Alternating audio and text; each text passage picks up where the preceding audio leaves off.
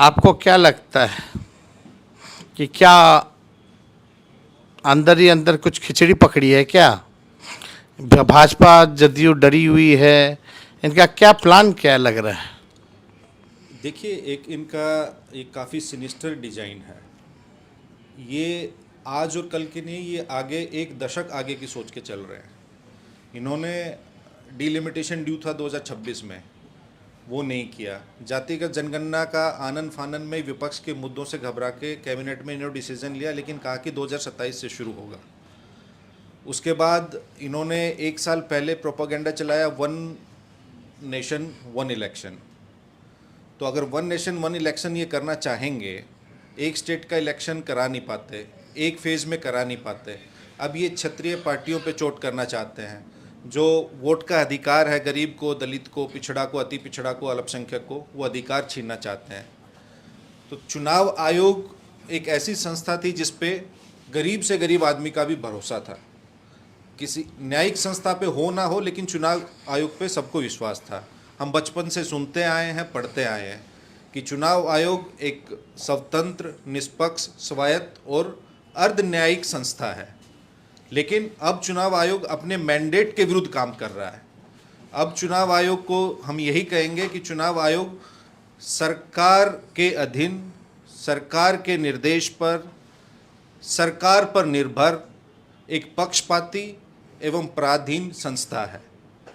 पहले चुनाव आयोग राजनीतिक दलों के लिए, उम्मीदवारों के लिए, प्रत्याशियों के लिए एक मार्गदर्शन के लिए एक आदर्श आचार संहिता लागू करता था। लेकिन अब लोकतंत्र में चुनाव आयोग का ये भ्रष्ट आचरण हो चुका है कि लोकतंत्र में लोग यानी कि जनता को अब चुनाव आयोग के लिए एक अनाचार संहिता लागू करनी पड़ेगी। जैसा कि हमारे सभी सम्मानित अभिभावक, वरिष्ठ नेताओं ने कहा कि जब बिहार लोकतंत्र की जननी है, अगर लोकतंत्र पे आँच आएगी तो सभी नेताओं को, युवाओं को, छात्रों को अगर जेल जाना पड़े, लाठी खानी पड़े, तो वो करने का समय आ गया है। अगर चुनाव आयोग राजनीतिक दलों को बिठा के उनसे बातचीत नहीं करेंगे, उनसे कोई विमर्श नहीं करेंगे और खाली एकालाप ही करेंगे, लोकतंत्र में एकालाप की कोई जगह नहीं है। तो चुनाव आयोग पे निसंदेह सभी लोगों को बैठ के, ये गंभीर विषय है। ये खाली मत के अधिकार से ही संबंधित नहीं है, ये आपके राशन से, पेंशन से, आपके और दूसरे संविधान प्रदत्त अधिकार जो हैं उनको छीनने का एक कुत्सित प्रयास है और ये भारत सरकार का प्रयास है। चुनाव आयोग को एक माध्यम बनाया गया है। हम तो सुनते थे आजकल सोशल मीडिया पे कुछ लोग चुनाव आयोग लिखते थे, तो हम तो अचंभित होते थे कि चुनाव आयोग किसके लिए लिखा जा रहा है। अब तो सब कोई समझ ही रहा है। अब हमारे साथ दो जो हैं खास मेहमान जो है यहाँ पर हैं, और ये जो दोनों जो हैं, जो हम लोगों ने इंडिया अलायंस में जो कोऑर्डिनेशन कमेटी है, और कोऑर्डिनेशन कमेटी के अलावा जो सब कमिटीज़ जो हैं उसमें इलेक्शन कमीशन को देखते हुए भी एक सब कमेटी जो है हम लोगों ने बनाया है। और राष्ट्रीय जनता दल से हमारे तरफ जो है दो सदस्य जो हैं, मुकुंद जी हैं और चितरंजन गगन जी हैं, इन लोगों को सदस्य बनाया है। और ये दोनों जो हैं, जब इलेक्शन कमीशन की बैठक हुई थी या वर्कशॉप दिल्ली में हुआ था, तब भी जो ये लोग जो वहाँ उपस्थित थे। और ये जब नोटिफिकेशन जब निकला ये इलेक्शन कमीशन का, वोटर लिस्ट को जो है शुरू से जो है नया बनाने का, तो पुनरीक्षण का, तब जो है आप देख सकते हैं कि इन लोगों ने उस गलती को पकड़ा था और आवाज़ जो है वहीं जो बिहार स्टेट के इलेक्शन कमिश्नर जो हैं उनसे भी इन लोगों ने बात की थी। अब इन लोगों से खुद जानना चाहेंगे कि उस दिन क्या हुआ था। तो चितरंजन गगन जी बताइए, उस दिन क्या हुआ? हम लोगों को बुलाया गया मीटिंग में, सब दल के प्रतिनिधि थे।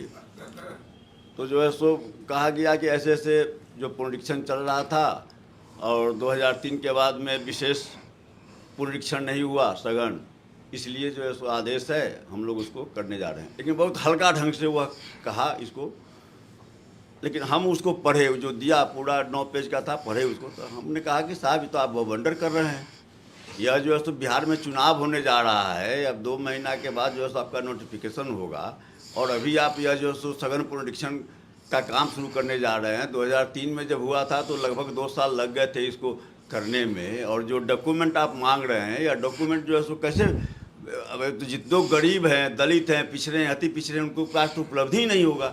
जो अच्छे अच्छे लोग हैं, पढ़े लिखे लोग, उन लोगों के पास उपलब्ध नहीं होगा। जो जब बिहार में पलायन की इतनी बड़ी समस्या है, इतने लोग जब बिहार से बाहर गए हुए हैं, उसके बाद जो है सो अब उन लोगों के सामने समस्या आ जाएगी, तो ये तो बहुत बड़ी साजिश है। हम जो है सो इसको कभी स्वीकार नहीं करेंगे। तो कहा कि भाई हम इसमें क्या कर सकते हैं, जो है सो केंद्र का चुनाव आयोग का आदेश है, हमको तो उसका अनुपालन करना है, हम तो इसको करेंगे। क्योंकि मेरी पार्टी तो इसका विरोध करेगी, और हम अपने नेता से भी बात कर रहे हैं, और उसके बाद में फिर हम लोग इसका किसी भी हालत में इसको हम लोग स्वीकार नहीं करेंगे। और मेरे समझ से देखिए, इसमें 2 बड़ी बात है। एक बात तो यह है कि तत्कालिक तौर पर बिहार की जो स्थिति है, चुनाव होने वाला है, तो जो सत्ता में बैठे हुए जो लोग हैं, नरेंद्र मोदी हों और भाजपा और जनता दल हो, उन लोगों को भरोसा हो गया कि बिहार में किसी भी हाल में हमारी सरकार बनने वाली नहीं है। एक यह घबराहट है। तो तत्कालिक तौर पर इस घबराहट से मैंने कैसे इनके मतदाताओं को, गरीबों को, पिछड़ों को, अति पिछड़ों को, दलित को, अल्पसंख्यक को हटाया जाए, एक यह है। दूसरा जो है सो आरएसएस का जो एजेंडा है, जो शुरू में भी जब बाबा साहब डॉक्टर भीमराव अंबेडकर संविधान में इसको अधिकार सबको एक समान मत का अधिकार दे रहे थे, जिस संविधान के अनुच्छेद 326 के द्वारा हम लोग को यह अधिकार मिला, उस समय भी आरएसएस नहीं चाहता था कि सब लोगों को यह अधिकार मिले। उस समय भी वह चाहता था कि यह केवल एलिट क्लास के लोगों को ही मताधिकार का अधिकार मिले। तो कहीं ना कहीं यह दोहरी साजिश है आरएसएस के, कि यहाँ साहब जो है सो कुछ खास लोगों को ही मताधिकार का अधिकार मिले। जैसा कि संजय जी ने कहा कि एक लॉन्ग टर्म उन लोगों का गेम चल रहा है, तो एक लॉन्ग टर्म गेम भी चल रहा है, और तात्कालिक तौर पर जो है सो बिहार की, चलिए ठीक है, उम्मीद करेंगे आप इन के इलेक्शन कमीशन के चीज़ों को जो है गंभीरता से और आगे देखते रहिएगा कि क्या बदलाव होता है या नहीं होता है। नहीं, हमें खुशी है कि हमारे नेता आदरणीय तेजस्वी जी ने इस मामले को काफ़ी गंभीरता से लिया है, और उनके प्रयास से यह महागठबंधन इसको लेकर आगे बढ़ी है, और एक बहुत बड़ा इशू है। जो भी इस चीज़ को समझते हैं, महसूस करते हैं, हम समझते हैं कि बिहार की जनता तो सड़क पर भी उतरने का काम करेगी, जो स्थिति बनती जा रही है। हमारे साथ मुकुंद जी भी हैं, और ये दिल्ली में जो वर्कशॉप हुआ था इलेक्शन कमीशन द्वारा, क्या आपको उस समय कितने दिन पहले हुआ था ये वर्कशॉप, और क्या वहाँ इसका जिक्र किया गया था कि बिहार में फिर से जो है पुनरीक्षण करेंगे? बिल्कुल नहीं सर, ये वर्कशॉप ज़्यादा नहीं 2-3 महीने पहले ही हुआ है जी। तो उस समय जस्ट उन्होंने इंट्रोड्यूस किया था कि हम प्रॉपर ट्रेनिंग कर रहे हैं, चीज़ों को सिखा रहे हैं, पहले से हमें करना चाहिए था, इस तरह की चीज़ें उन्होंने वहाँ पे एक्सप्लेन करी थी। तो इतनी बड़ी साजिश अंदर ही अंदर रची जा रही है, ये बिल्कुल उस वक्त हमें इतना एहसास नहीं हो पाया था। हमने चर्चा करी थी कि ये यूं ही नहीं है, कुछ न कुछ तो होगा। और जैसे ही उस दिन मीटिंग हुई, रिसेंटली जो अभी इन्होंने मीटिंग कॉल करी थी, सभी दलों के प्रतिनिधि हम वहाँ पहुँचे थे, और उन्होंने बड़े ही, जैसा कि आदरणीय गगन सर ने बताया, बहुत ही लाइट वे में चीज़ों को हमारे पास लेकर वो आए कि ऐसी चीज़ें होनी है। हमने तुरंत शुरू हो चुकी है, और बिहार का एक बड़ा एरिया, ऑलमोस्ट 73% हमारा जो लैंड एरिया है वो फ्लड इफेक्टेड होता है। लोगों के सब कुछ बह जाता है। ऐसी परिस्थितियों में आपने कैसे ये निर्णय लिया? साथ ही साथ जहां आपके पास 77,895 बूथ, 7 करोड़ 80 लाख मतदाता, कि आप कैसे करेंगे इतने कम समय में? लास्ट जो आपने 2003 में किया था, ऑलमोस्ट 1.5 से 2 साल उसमें लगे थे। आपने कल्पना भी कैसे करी कि मात्र 1.5 महीने, 26 दिन, 1.5 महीने भी नहीं, उन्होंने जो समय बताया कि हम 30 जून से शुरू करेंगे और इसको हम 26 दिन में समाप्त करेंगे, फिर 1 महीना दावा आपत्ति के लिए इसमें आपको क्या लग रहा है अभी तक जो जब से नोटिफिकेशन हुआ अब तक जो लगभग 1 हफ्ता होने को है जी, 1 हफ्ते में अब तक कितना काम जो है इन लोगों ने पूरा किया होगा? सर ये संभव ही नहीं है, ये बिल्कुल प्रैक्टिकली पॉसिबल नहीं है। ये ट्रेनिंग का नाटक कर रहे हैं, इसको ट्रेनिंग दे रहे हैं, उसको ट्रेनिंग दे रहे हैं, हमारे पॉलिटिकल पार्टीज़ के रिप्रेजेंटेटिव्स को डिस्ट्रिक्ट्स में भी बुला रहे हैं, पर जो ग्राउंड वर्क है वो इतना आसान नहीं है, क्योंकि 11 तरह के डॉक्यूमेंट इन्होंने डिमांड करे हैं, जो आम जैसा कि सबों की राय है इसमें, और सभी सहमत है। और उस दिन जब मीटिंग हो रही थी तो सभी पॉलिटिकल पार्टी, स्पेशली जो हमारे इंडिया गठबंधन के साथी हैं, उन्होंने भी कहा था ये 11 डॉक्यूमेंट आसानी से किसी के पास उपलब्ध नहीं है। और स्पेशली जो पेरेंट्स के डॉक्यूमेंट इन्होंने डिमांड करे कि माता पिता के भी डॉक्यूमेंट इनको चाहिए।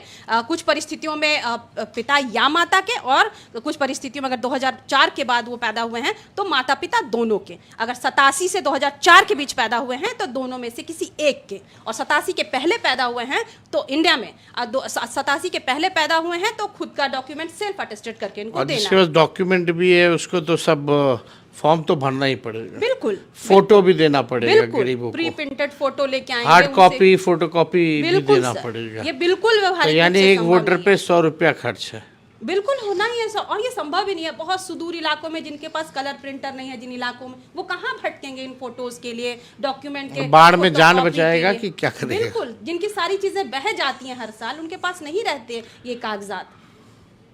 नहीं ठीक है, शुक्रिया। तो अब जितने हमारे व्यूवर्स हैं, आप सब लोगों ने देखा, और आप सब लोग जो हैं, हम चाहेंगे कि लोकतंत्र को बचाने के लिए अपनी आवाज़ को बुलंद करें और इन चीज़ों को और जन जन तक प्रचार कीजिए, लोगों को बताइए कि क्या बीजेपी और नीतीश कुमार जी मिल कर के गरीबों को किस प्रकार से वोटर लिस्ट से नाम से हटवाने जा रहे हैं। वो गरीब वही तबका है, दलित है, पिछड़ा है, अति पिछड़ा है, आदिवासी है, अल्पसंख्यक भाई हैं, इन सब का नाम काटने की बड़ी साजिश है। और दूसरा, जब गरीबों का नाम वोटर लिस्ट से कटेगा तो पेंशन भी नहीं मिलेगा, ना राशन मिलेगा। असली बीजेपी की चाल है कि राष्ट्रपति शासन लागू करके जो है राज बिहार में ये करें। तो इनके साजिशों को हम लोगों को मुंह तोड़ जवाब देना है।